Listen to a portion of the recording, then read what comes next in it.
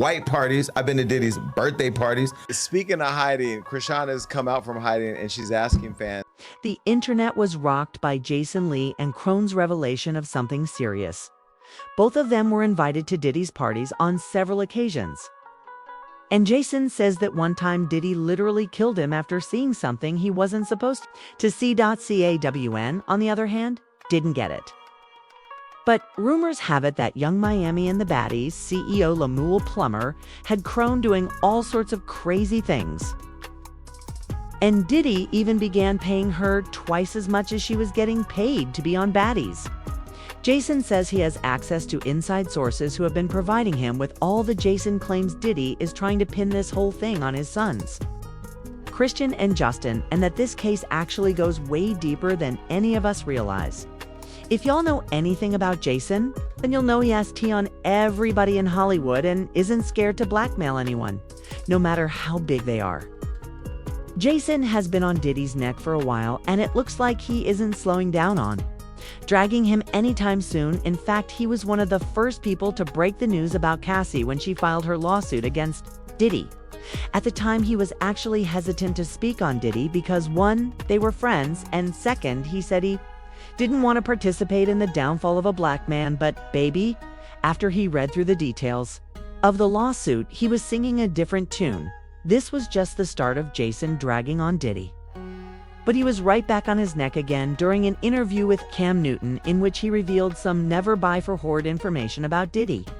Now, for those of y'all who didn't know, in addition to being friends, Jason and Diddy had a business relationship. Jason had a show on Revolt TV, which allowed him to witness some of the things Diddy is accused of. He claimed that, despite attending many of Diddy's notorious parties, he never really had a relationship with Diddy outside of their business.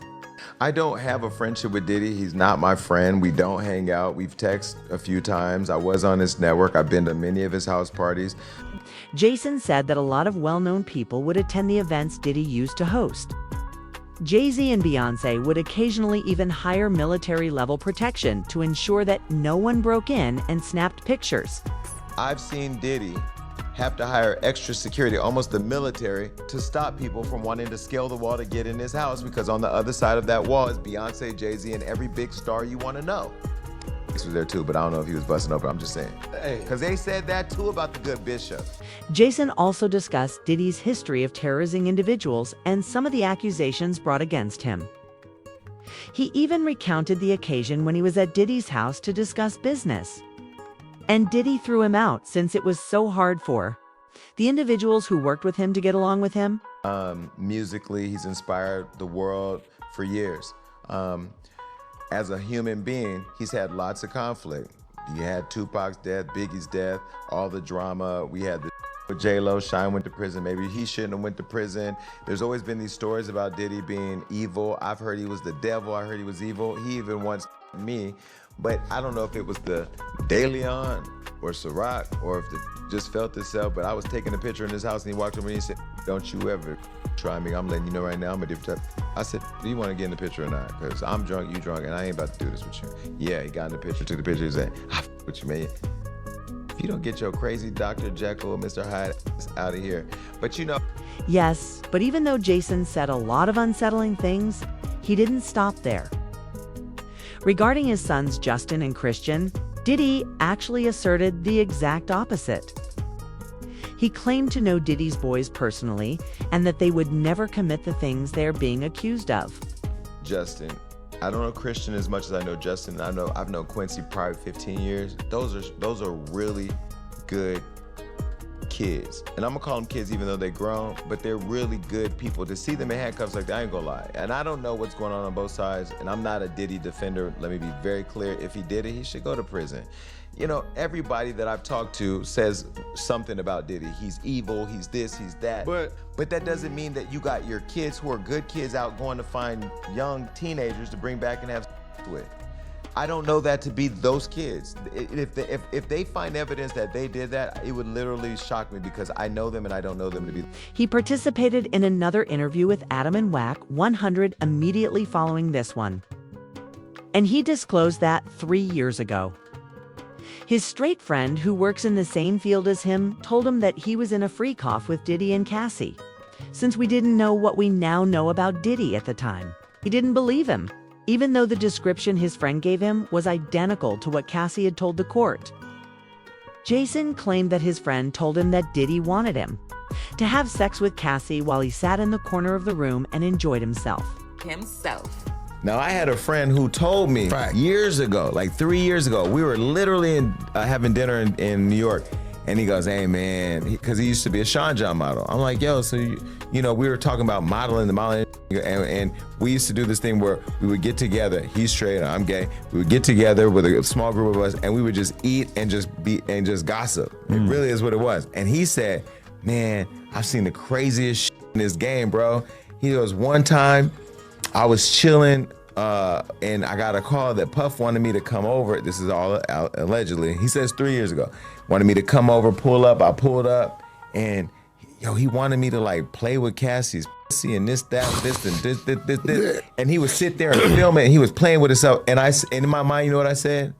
You're a clout chasing, lying, manipulative. Oh my God, I can't trust. I literally stopped hanging out with him. Believe all victims. No, I literally.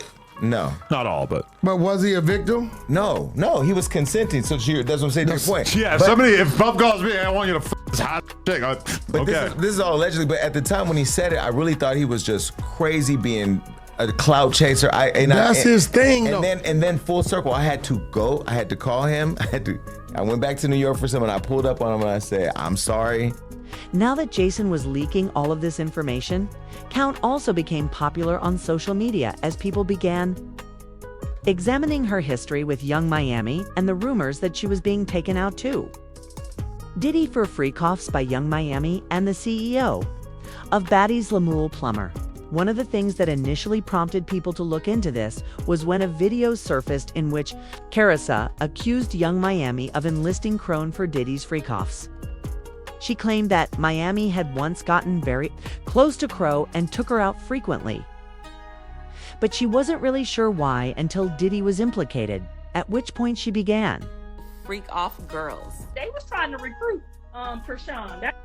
That's what Diddy and what's the girl Carisha was trying to recruit Rock. Remember that when they was heavily trying to get Rock to hang out with them? I think they was trying to recruit her. She got a lot going on. We're gonna talk about it on this podcast. And we're gonna get to the nitty gritty of all the gritty of the nitty. Cause it's necessary. I think them was trying to recruit her. Cause remember they just had her pulling up to everything. Thought she Yeah, remember? See what I'm saying? We don't this podcast gonna be, cause y'all know the mama know everything and everybody business. So we gonna find out on this podcast. We ain't gonna talk no shit about nobody. We ain't gonna mock nobody, but we definitely gonna explore the possibilities that was going on. Cause they kept calling her, remember, pull up to the birthday party. Come over here and dance on Carisha. Remember that? I feel like they were trying to recruit that baby to be in on this. That makes you see what I'm saying? That's why I gotta have a podcast, cause I gotta get this table. Can't nobody get it on the table but my nosy, okay? Tasha K, and she over there making up. I know we gonna get to the bottom of shit on this podcast. Tell me if I'm lying. Go on over there and tell me if I'm lying. I'm telling you, they was trying to recruit that baby. They said, let's get her away from him. Mm-hmm. That's what they was doing. We gonna put a couple pounds of that on her and have her fly. They ain't gonna never suspect her. Damn, that would make so much sense. Mm-hmm. That's why he grabbed him and he said, what did he say? He said, do you love her or she needs love? All she needs is love. All she needs is love. Ooh. Now, how about that? We're going to explore all the parts. At first, everyone believed Carissa was attempting to get Chase to leave the situation, but they took their own as if this wasn't strange enough. Someone dug up and actually discovered receipts of what Carissa was talking about. They also discovered a video of Croc at one of Diddy's parties, where he kept leaning over and kissing her face. Cal looked really uncomfortable and confused, so she tried to move back smoothly, but he was holding her strong. Additionally, there was another video from January of this year in which Cowan was telling the story of how Diddy invited her and Lemuel Plummer, the executive producer of Baddies, to his private room, which was directly behind his actual home. Apparently, this house was the scene of some private events that people believe are his freak-offs, where no phones were permitted and Lemieux wasn't even permitted to bring his security with him. Chrisean claimed that as soon as she and Lemieux entered and met Diddy, Diddy grabbed him by the collar for underpaying her for being on Baddies. When I first heard this, I didn't understand what this had to do with Diddy. But given that Diddy was attempting to recruit Count as one of his followers, I thought it was just a ploy to give Count the impression that she was safe in his care. She also claimed that after that day, she and Lemieux began to have issues, but he began paying her well. Day, bro. So I set a price. I said 200,000. You said 100. I said 150. I'm not going underneath that. Cause what? I'm about to bring a lot to the table. That little party I went to, Diddy party.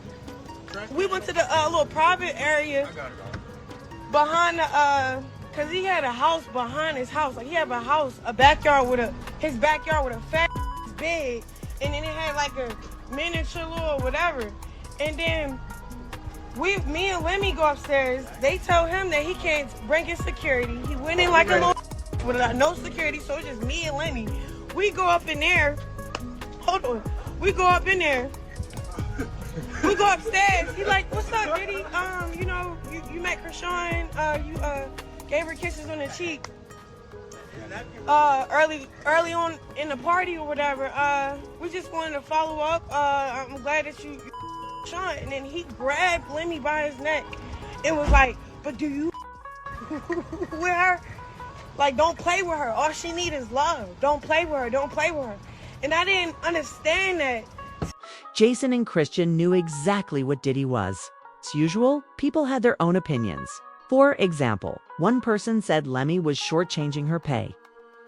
And Diddy knew how Lemmy got down, so he cautioned Lemmy that Diddy wanted Chrisean to see him as her hero. Jason, who has been very vocal about what he knows, has been very quiet.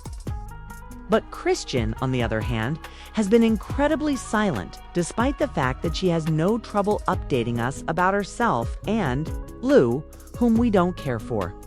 I want to know what you think about Jason and Chrisean spilling all the tea about Diddy's mess. And do you think Jason knows more than he's letting out? Please share your thoughts in the comments section below. Another person claimed that Jason Lee is full of shit.